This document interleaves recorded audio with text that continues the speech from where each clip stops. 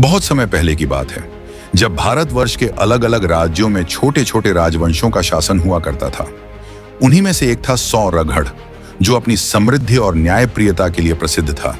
इस राज्य के राजा विजय प्रताप एक वीर योद्धा और कुशल शासक थे। उनकी प्रजा उनसे बहुत प्रेम करती थी, क्योंकि वे न्याय और धर्म के मार्ग पर चलते थे। राजा की एकमात्र संतान थी राजकुमारी चांदकिरण। जन्म से ही चांदकिरण के रूप, गुण और तेज की चर्चा पूरे राज्य में थी। वह जितनी सुंदर थी, उतनी ही बुद्धिमान भी। उसकी आंखों में गहरी चमक थी, जैसे वह अपनी नियति को स्वयं रचने आई हो। चांदकिरण के जन्म के कुछ दिन बाद ही राजमहल में एक सिद्ध ज्योतिषी पधारे। उन्होंने राजकुमारी को देखते ही कुछ विचित्र संकेत पाए और राजा से बोले, राजन, आपकी पुत्री असाधारण है। उसकी किस्मत चंद्रमा की भांति होगी। वह अनोखी आभा से चमकेगी, परंतु जीवन में एक समय ऐसा आएगा जब घोर अंधकार उसे घेर लेगा। कठिनाइयां आएंगी, परंतु यदि वह धैर्य और साहस रखे तो वह पूरे राज्य का उद्धार कर सकती है।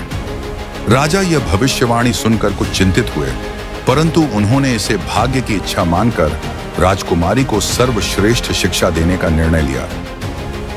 गुरुकुल के श्रेष्ठ आचार्य उसे राजनीति, कूटनीति और शास्त्रों का ज्ञान सिखाने लगे। राजमहल के प्रमुख योद्धा उसे तलवारबाजी, धनुर्विद्या और युद्ध कला में प्रशिक्षित करने लगे। कुछ ही वर्षों में चांदकिरण राज्य के सबसे तेजस्वी योद्धाओं में गिनी जाने लगी। राजा विजय प्रताप अपनी पुत्री की प्रगति देखकर अत्यंत प्रसन्न थे। उन्हें विश्वास था कि चांदकिरण न केवल एक महान रानी बनेगी, बल्कि राज्य की रक्षा के लिए किसी भी संकट का सामना करने के लिए तैयार रहेगी। राजकुमारी की सुंदरता और बुद्धिमत्ता की चर्चा दूर दूर तक फैल गई थी। कई राजा और राजकुमार उससे विवाह करना चाहते थे। इन्हीं में से एक था अश्वराज, जो विजनगढ़ का क्रूर और महत्वाकांक्षी राजा था। वह युद्धों के माध्यम से अपना साम्राज्य बढ़ाने के लिए जाना जाता था। उसने राजा विजय प्रताप को संदेश भिजवाया, यदि तुम अपनी पुत्री चांदकिरण का विवाह मुझसे कर दो तो मैं सौरगढ़ को अपनी मित्रता प्रदान करूंगा।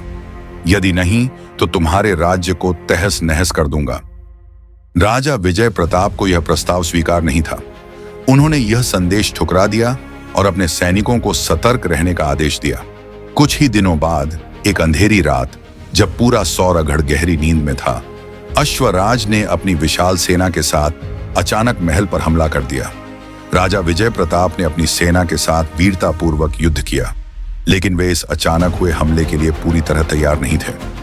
महल के द्वार तोड़ दिए गए, सैनिकों को बंदी बना लिया गया और राजा स्वयं घायल होकर युद्ध भूमि में गिर पड़े। चांदकिरण ने भी तलवार उठाई और कई दुश्मनों को मार गिराया, लेकिन अंततः वह भी सैनिकों द्वारा घेर ली गई। अश्वराज ने उसे बंदी बना लिया और विजनगढ़ ले गया। चांदकिरण को विजनगढ़ के महल में बंदी गृह में रखा गया। अश्वराज ने उससे विवाह करने के लिए दबाव डालना शुरू कर दिया, लेकिन उसने स्पष्ट रूप से मना कर दिया।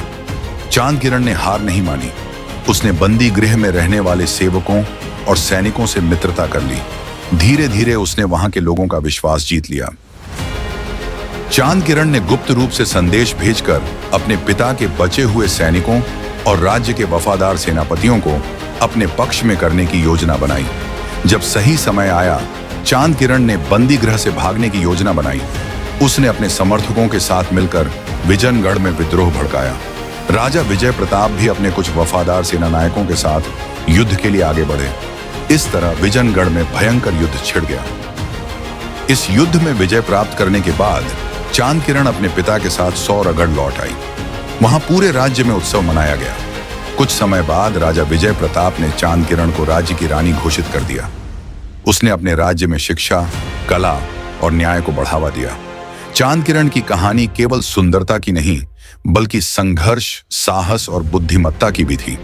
वह एक ऐसी नायिका बनी जिसने न केवल स्वयं को मुक्त किया, बल्कि अपने राज्य को भी बचाया। इसीलिए इतिहास में उसका नाम चांदकिरण अमर हो गया। एक ऐसी नायिका जो चंद्रमा की भांति कठिनाइयों में भी प्रकाश फैलाती रही।